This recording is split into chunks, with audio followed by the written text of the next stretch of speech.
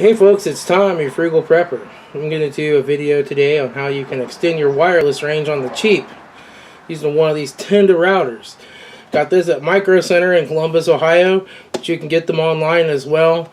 I got this thing for $10. It's a wireless N, and it can be used to easily extend your wireless range off of your existing Wi-Fi.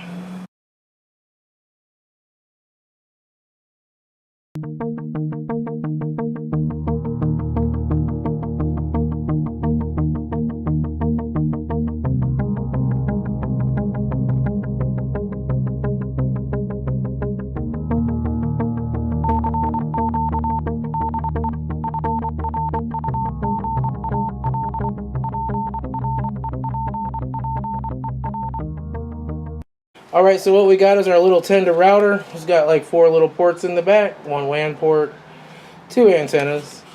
And one of the things you need to know is this is a 2.4 gigahertz router only. It doesn't work in the 5 gig spectrum. So there's 3 sets of non-overlapping channels in that spectrum. Channel 1, Channel 6, and Channel 11. So do a little quick scan. You can get some utilities for Windows, or if you have a MacBook Pro, I'm going to show you how you can do that with Mac without even needing a special utility. And you'll be able to tell what channels people around you are using. If you can't get channels 1, 6, or 11, they're all in use around you, then what you do is pick somewhere in the middle of those so that you get the least interference with them as possible.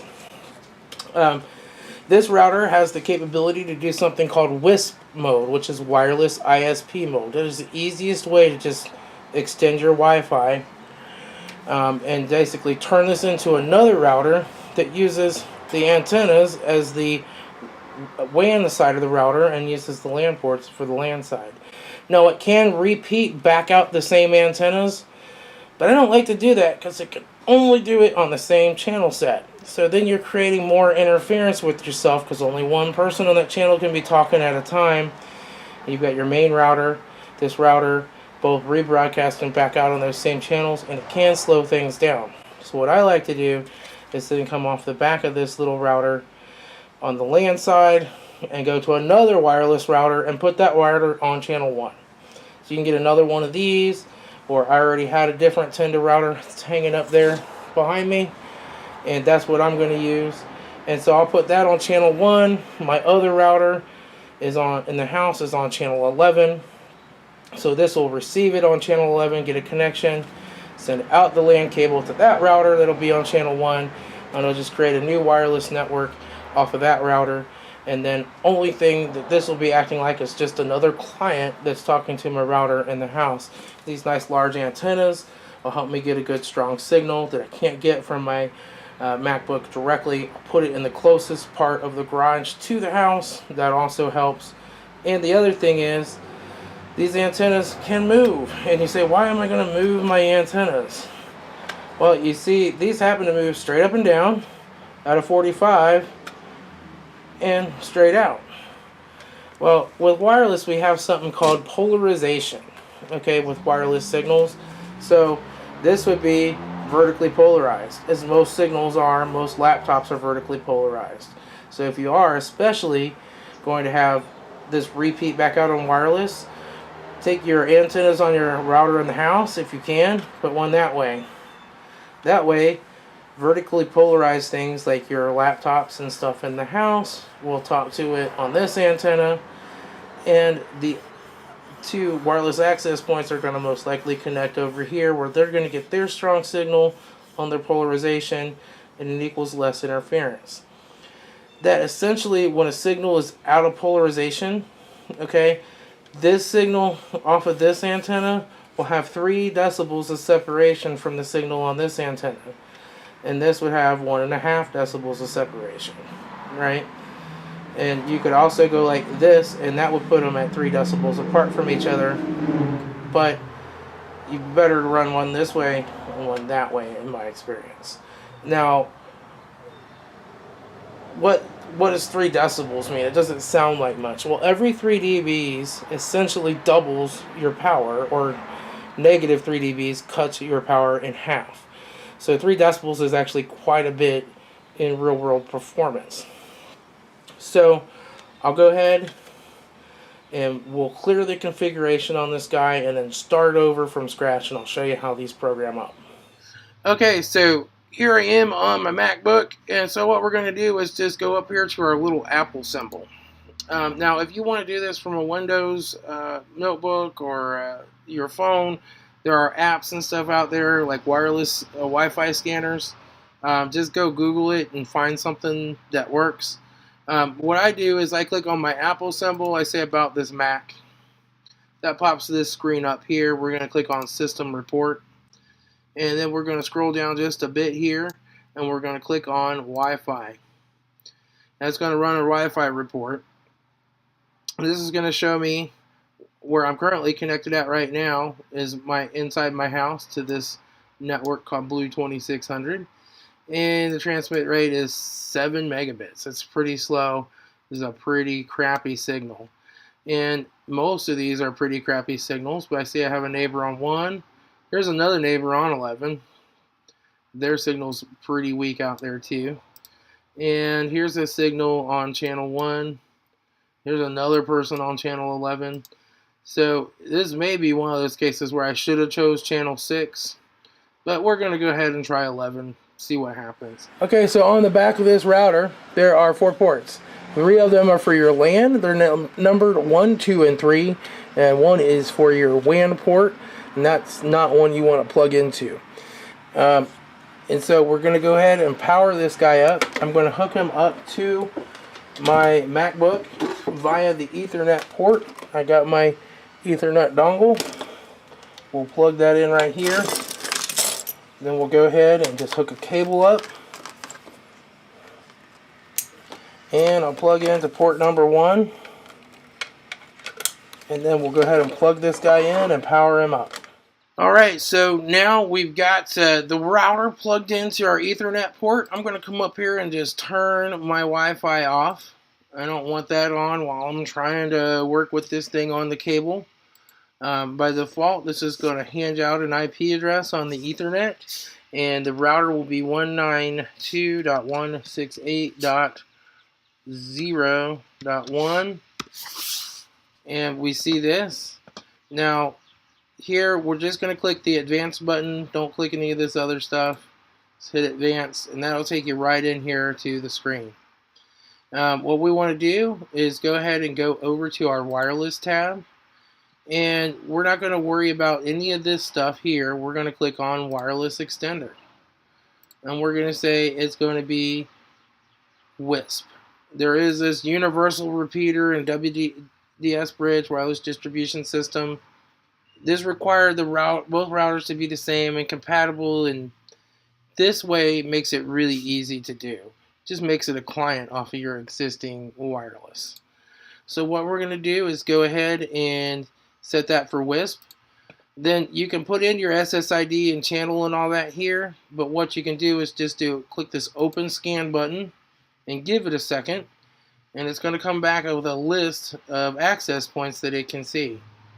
And we'll scroll down here and we'll see that it sees my wireless access point here in the house, and we're going to say okay, connect to this guy.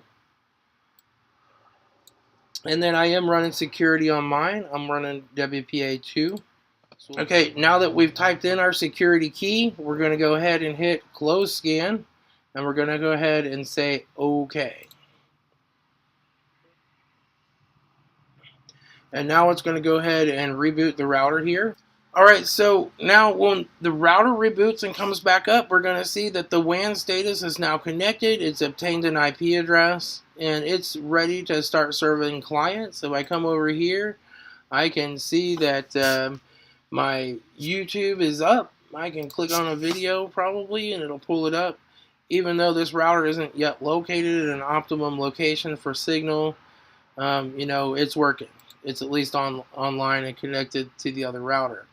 So what we'll do here is go ahead and take a look at one other setting. Now, by default, this router will have a secondary SSID. This is where it'll rebroadcast it out. If you want to give this a name, you can. I'll just call it garage house or well, let's just call it garage link. And I'll just know not to use garage link, because what'll happen is you'll be connected on that same channel, and you don't want to connect on channel 11 when channel 11 is what's broadcasting to your house, because the wireless can only talk to one device at a time, so it's constantly putting everything on hold. So when I was connecting just a minute ago, I'm connecting through my Ethernet back over that wireless, and we'll just leave that there and say okay. One additional thing that we want to go ahead and check is we want to click on our wireless security button, and we see here that there's a drop down where we can select the two different SSIDs. Where we set up this one SSID called Garage Link, by default encryption won't be enabled on that. Now it's picked up these for this Blue 2600 that we set up as our WISP, and it has those security settings that we put in the WISP section in here, and we can't change those. Those are grayed out. But we dropped this down for this repeated SSID that's on the same channel that we named Garage Link that we're not going to use. And you'll see by default that security is disabled on it. And that makes that an open network. So we want to go ahead and change that to WPA, PSK, and then go ahead and put a security key in here. And then go ahead and say OK. And then what I'm going to do is run a cable over to my other wireless access point off of the Ethernet, and we'll be able to put that on a different channel that doesn't interfere with this one. Okay, so now I've gone ahead and set this up. I've positioned my antennas, and it's just over here in the corner. I've run an extension cord over here to plug it in, and that's just sitting up on my shelf there in the corner of the garage. So now what I'm going to do is run a cable up across here, the ceiling, and bring it over to this access point right here. And then we're going to set that one up to be our other wireless that we're going to use on a different channel. That will give me the best throughput that I can get. Okay, so now what I'm going to do is just take this cable that I've got. I'm using some stranded cable. That's always the best. Solid cable has a tendency to kind of crack. Got some crimpers, connectors. If you don't have this stuff, just go buy you a cable. Get it off of eBay or Amazon. It'll be a lot cheaper than trying to go someplace like Best Buy or even Micro Center. So we'll strip off some insulation. We'll go ahead and put our wires out here. Just go ahead and untwist all these little guys. So the way this lays down is our white-orange, orange-white, then our white-green, then we're going to lay down our blue-white, and then our white-blue, then our green-white, then our white-brown, brown-white.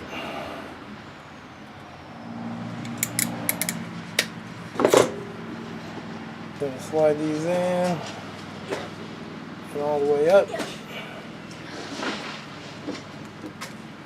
Make sure we'll crimp that end on in our crimpers.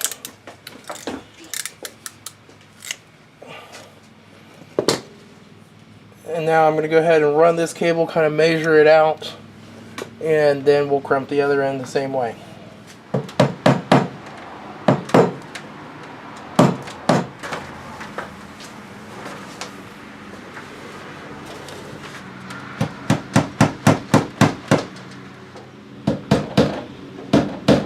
So now I've run my cable over here and crimped it, and it just runs up across the ceiling.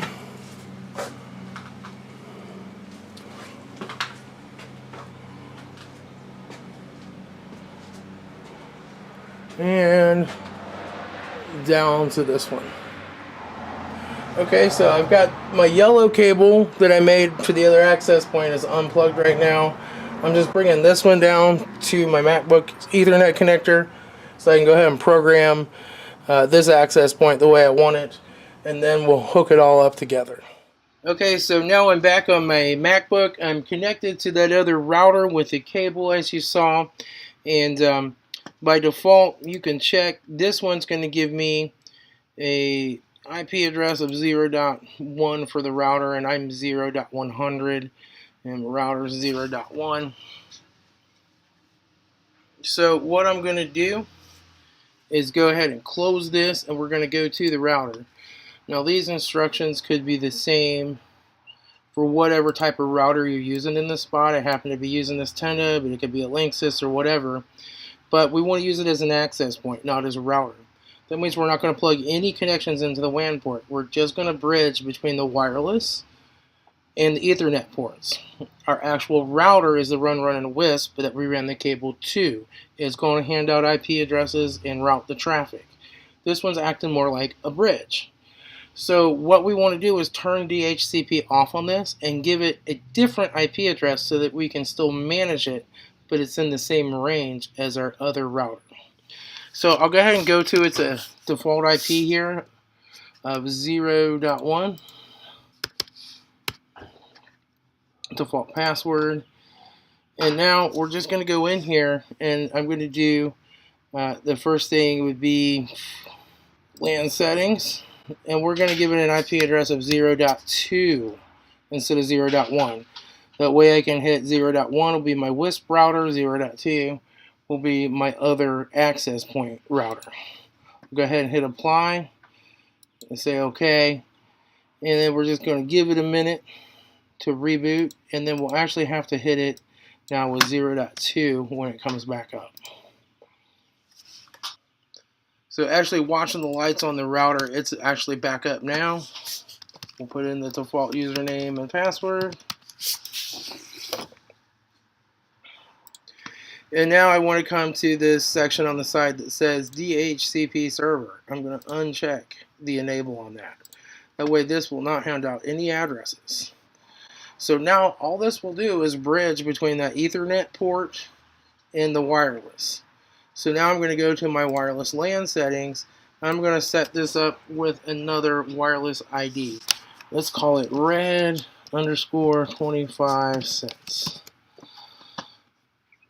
And we're going to give it a channel to use. I don't want it to auto select. I'm going to throw this baby on channel 6 since I didn't see many 6s around from out here. And all the rest of this we'll just leave at the default. It's going to be using all the default settings there. So we'll hit apply, and we'll give it a second to apply those settings, hopefully here. Okay, then we'll go ahead and put in a password here, and I'll change that to something real off of the video, and we'll hit apply. We see it still says waiting. Okay, there, it took those changes. So now we've set up our wireless ID. And alright, one additional thing that I'm going to do is under your wireless LAN settings, and then you'll have WPS settings. By default on this router, wireless protection thing is turned on. This is where you hit a button on the router or something and then connect. I'm just going to disable that. I just want to use a security key. So we'll hit save and apply that setting. And with that setting applied, we should now be ready to connect to this. Okay, now we've got the router programmed the way we want it, so we're going to unplug our cable that's going to the MacBook. We're now going to plug in our cable from the other access point. And we should be all set and ready to go. Okay, now that we've got the Mac unhooked and that cable, the yellow cable plugged into the other router, we're ready to go ahead and turn our wireless on with the Ethernet unplugged and connect wirelessly. So we'll turn Wi-Fi on, and we'll click on this again. I'm going to come down here and tell it to connect to my new network. I'm going to put in my password, and hopefully it's going to connect up here. You see that it did connect. We're connected to that network. We'll go ahead and open up a new tab.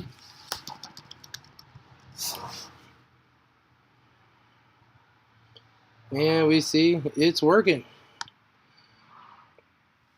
And it seems plenty fast. So I'm real happy with that. Maybe not quite as fast as it is in the house, but even with the YouTube it is boycott working. going on, there's a lot of people. So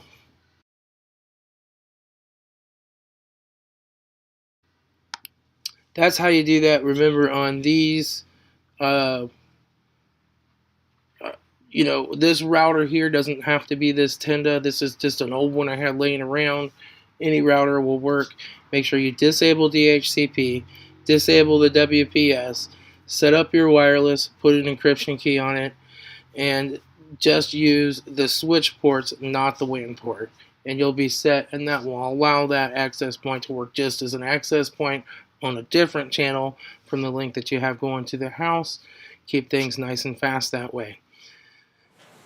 All right, folks. Well, hopefully that gives you a little bit of information on how you can extend your wireless on the cheap. Even if you had to buy two of those routers, it'd be $20, but one of them's $10, and that'll get your wireless going in like a remote shed or remote garage or an extended location. You could also like use this method in your house, or maybe if you want to share connection between you and your neighbor and split your cable bill, which might be against your user agreement. But, you know, these things can help you get this kind of stuff done relatively inexpensively. I find that the Tenda equipment works really well. I found it to be fairly reliable, but it is a little quirky. It's Chinese and doesn't have real great instructions and how-tos with it, and their tech support isn't the greatest. But hopefully this will help you, show you how you can do these kinds of things inexpensively. I'm Tom, your frugal prepper. Be happy and be frugal out there.